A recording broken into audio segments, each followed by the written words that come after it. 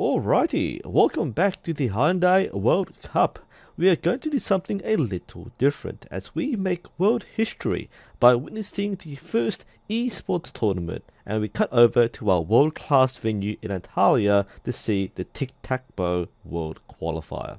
And here we are in Antalya in our world-class studio, not a shed of course. We have of course our top archer today. We have David Nguyen. He's had a fantastic season this year. He hasn't lost a single tournament and is definitely one of the archers of all time. Now he is using the Novus bow, one of the best bows in the game, but he is only level 3, so he might be struggling with some of the crosswind. But as you can see, he's going for the middle, he's going for the bottom left target, and he could take this win. Now if his opponent were to shoot the top right corner, then it may block his path, and he has done so. But remember, in Tic-Tac-Bow you can take over the opponent's square. So if he goes for the top corner, and he does so, and what a win from David. He goes straight to Singapore. When I made my video yesterday about the late April Fool's joke, that is the Olympic Esports, I didn't realize that World Archery was literally streaming the event as soon as I uploaded my video. So in between the clash of the world's best archers taking place in Antalya, 8 of them were kidnapped and brought into this secret blacked out room where they were forced to be part of a mobile ad, and one of them has to do it again in Singapore. #FreeMete. I'll link to the live stream in the description, but safe to say that virtually no one watched it, and you shouldn't either, because I did, and it's horrific. The production quality is just bad. It proves beyond doubt that this is a fake esport that brings the integrity of the real sport into question, and we all know that the Olympics are the pinnacle of integrity. I want to preface this by saying that this is not a personal attack on any of the individuals involved. The athletes are legitimate and amazing people. Look, I'm not an Olympian, but I stood within 5 meters of one, so that's basically the same thing. As an archery community, we hold these athletes in the highest regard. This is also not meant to pick on any of the presenters, the media team, the volunteers. At the end of the day, they didn't choose what they had to do. They're doing their jobs, and when you're giving this to work with, what can you do? No, this is a huge shot at the institution of World Archery and the IOC, and I'm gonna open this video with this question: how dare you? I'm not going to react to the entire hour-and-a-half stream, because commentating on a game that you're meant to play on your toilet is as dry as you think. There are so many cringe moments that show that they're desperately trying to make this look legitimate, but at the same time you can see they're not even trying. I feel awful for everyone who had to do this. Now for those who don't know the commentators, which I had to look up, the top one is Karim, who is the live commentator for archery events. The bottom one is Harry Thomas, a former esports player and commentator. So they brought out talent for this, or they tried. What analytical insight a Halo player has on Tic-Tac-Bow is going to be amazing when neither of them have actually played the game. It's obvious they're reading off notes given to them by the production team about the game's features. And the brand new game, Tic-Tac-Bow.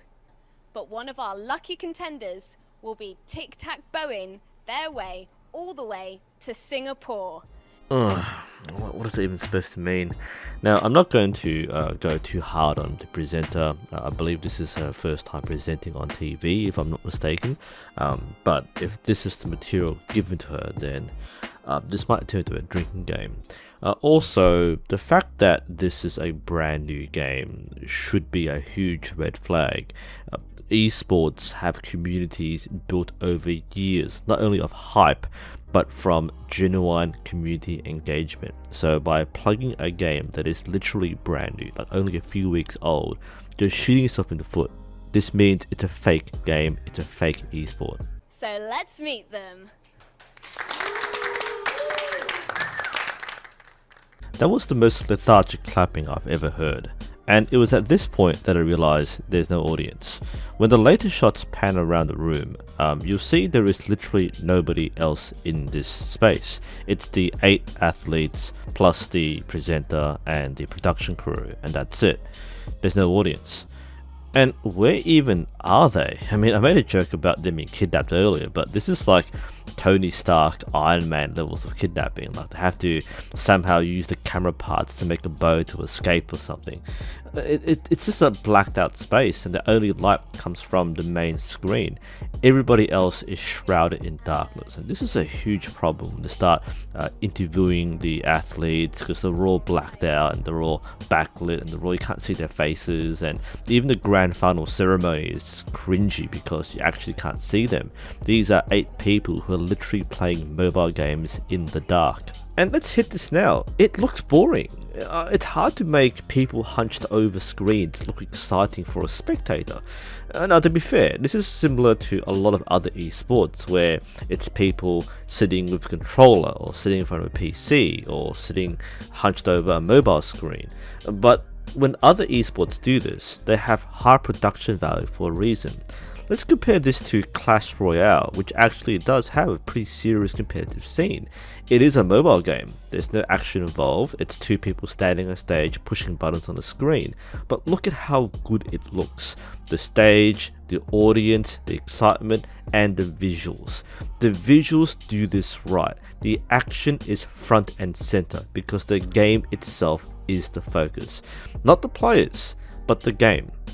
In the Archery Esports event, it's this weird layout where you've got like the game on a tiny corner of the screen. You've got the dark room in the center, and you've got the 2 presenter faces who really don't matter in this context, taking up the other half of the screen. But when you have the Clash Royale format, it's actually fun to watch, and it helps a lot that the commentators have excitement, a genuine investment, the fans actually care about the outcome, and it is actually hype. That's enough! That's enough! And there's the NATO to pull it back, 1170! It's over! It's over! No! 1040, that's it! Right. Moogie stays alive! Also, another factor to bring up is the fact that there isn't any win conditions at all. It's bang on 0, as I mentioned before, with the Sidewinder M4.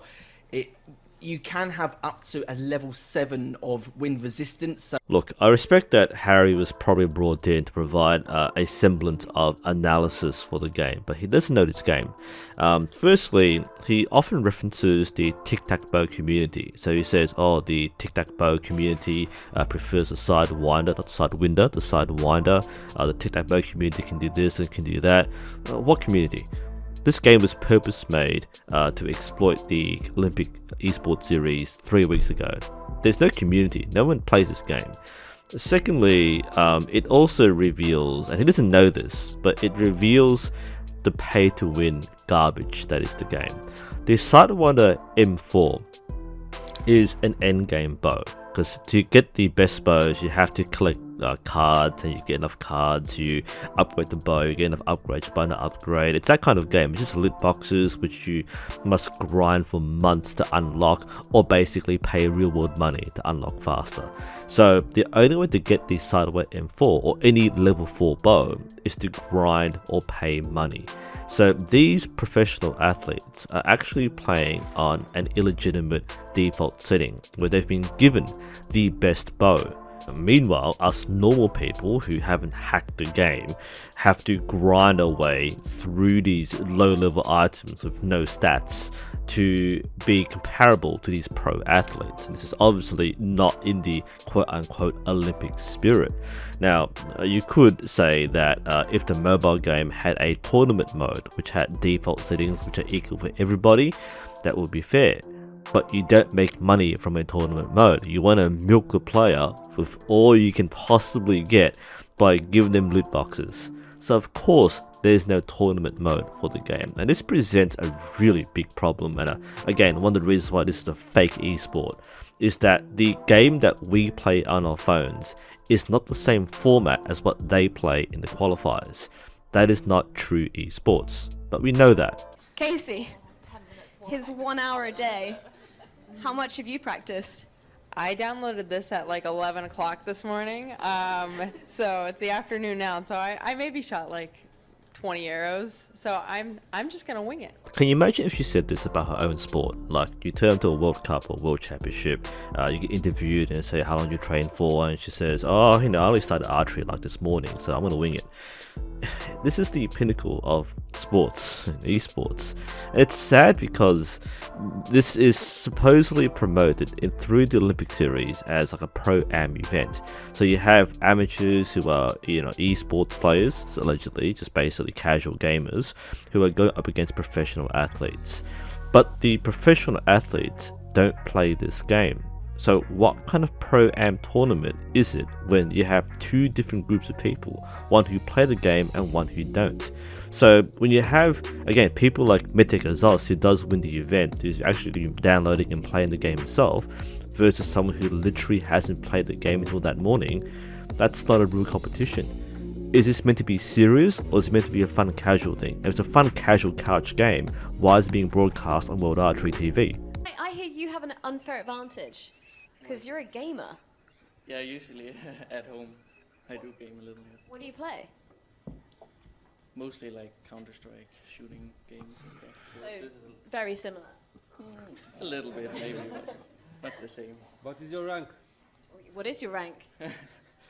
The highest. Global elite. He's a global elite. I love this moment. This is my favorite moment of the whole stream because Matthias runs this so well. And I don't know who's sitting in the background, but someone just roasted him. Like, what rank are you? That's something we'd totally do. And look, athletes are people, and athletes are also gamers. So it's not surprising that someone like Matthias would play CSGO. So it's like the one connection you have to actual esports. The problem though is how much they try to reach to make this a real legitimate thing.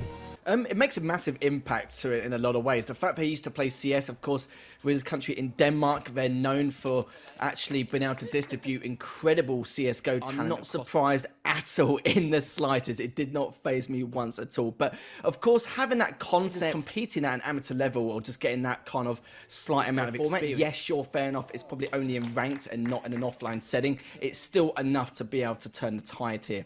Oh, shut the f*** up. We know that CSGO has nothing to do with tic-tac-toe.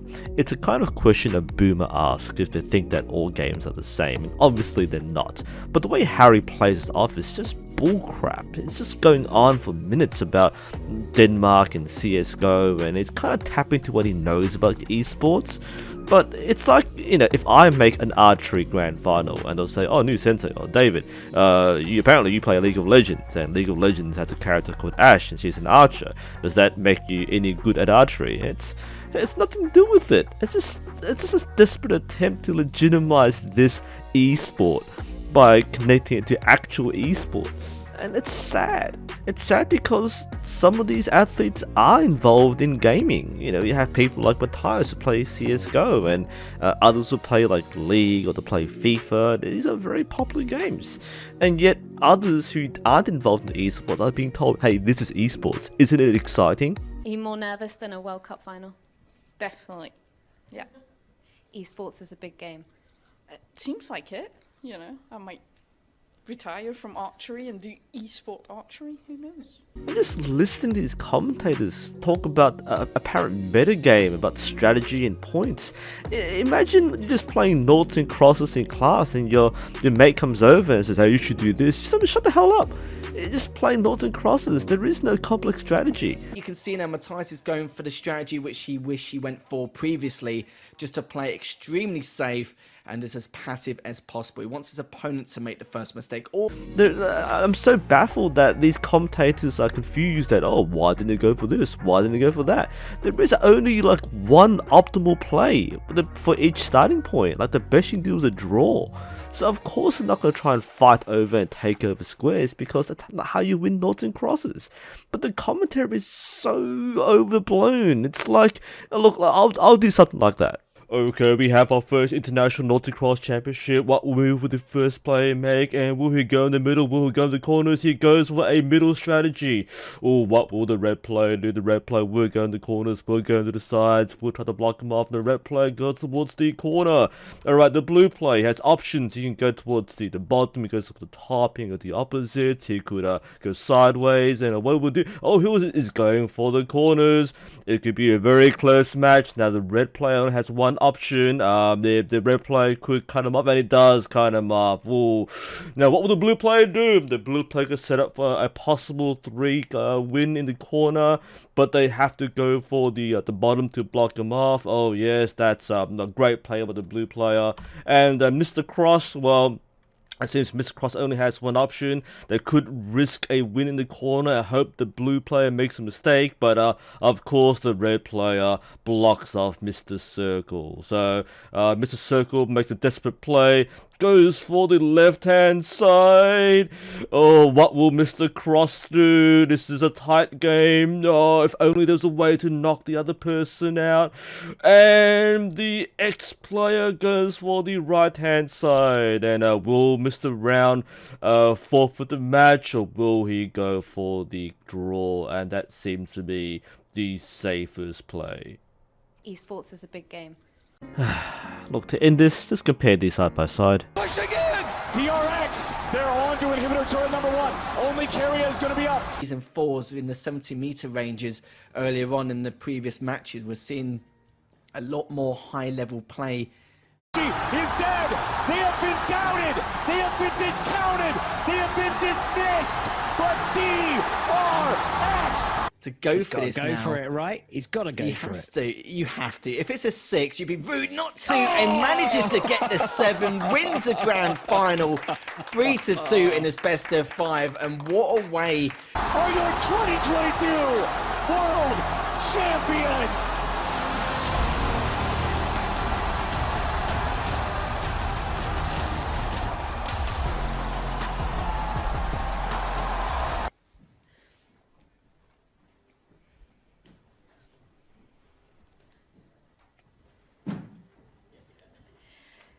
Congratulations, everyone, but especially congratulations to our Olympic champion and tic-tac-bow champion. You've won yourself a space to Singapore. Thank you. I began this video with a question. How dare you? How dare you say Olympic champion and tic-tac-bow champion in the same sentence to refer to the same elite athlete? How dare you drag these 8 athletes onto a dark stage and put them in front of the world on a live stream, the people we love and respect as our role models and heroes, to play a mobile game that was shoveled out only 4 weeks earlier? How dare you think and say that this is esports? You keep dangling this Singapore thing like some prestigious, attractive, historic event that people actually want to go to, yet nobody here actually knew about it until this morning. So when they lose and you go, oh no, you don't get to go to Singapore, and they're like, oh no, how terrible, too bad. I'd almost say that some of these athletes probably intentionally lost so they wouldn't have to go to Singapore, and I actually honestly feel bad for Metek Azos, who has to take a week off from competing and training to do a mobile game in Singapore. The worst thing is, this is only the first qualifier.